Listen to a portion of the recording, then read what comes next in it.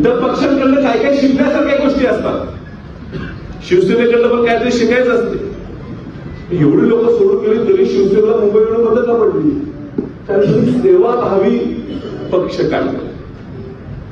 अडीअडचणीला जाऊन झालं लोकांची मदत. काय मुंबईसारख्या ठिकाणी बाहेरगावून लोक जास्त आलेली असतात, भावकी नसते, मयत झालं तर खांदा त्याला माणूस नसतो. ही कामं सुद्धा शिवसेना त्या ठिकाणी पक्षाची मात्र आपल्याला ते करावं लागणार. एवढे पदाधिकारी आज निवडले आणि काही दिवसात आणि पदाधिकारी निवडले जाणार. तुम्हाला सगळ्यांना जो अधिकार दिला जाणार, जो पदाधिकारी असेल त्या सगळ्याचे नंबर माझ्या मोबाईलला सेव्ह असतात. त्याला सुद्धा काहीतरी अडचण मला डायरेक्ट फोन करा.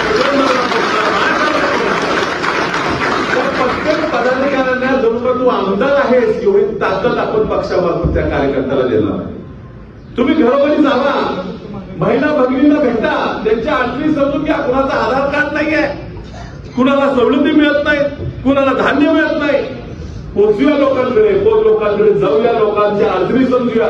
कुठली काम आहे जनतेत नाही उभे, इथं बोर नाहीये, इथं रस्ता नाहीये, शाळेची अडचण आहे, महिलांना काम नाही. हे आपण आता तळातनं कामं काढूया. ह्यासाठी हे काँग्रेस पक्षाचं संघटन आपल्याला मजबूत करावं लागणार.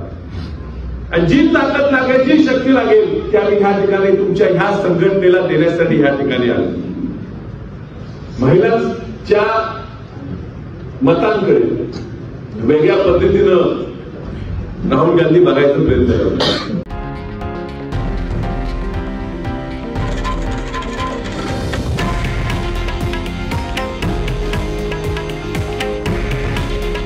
हे आहे देशातील नंबर 1 न्यूज नेटवर्क आणि आपण पाहत आहात TV9 मराठी.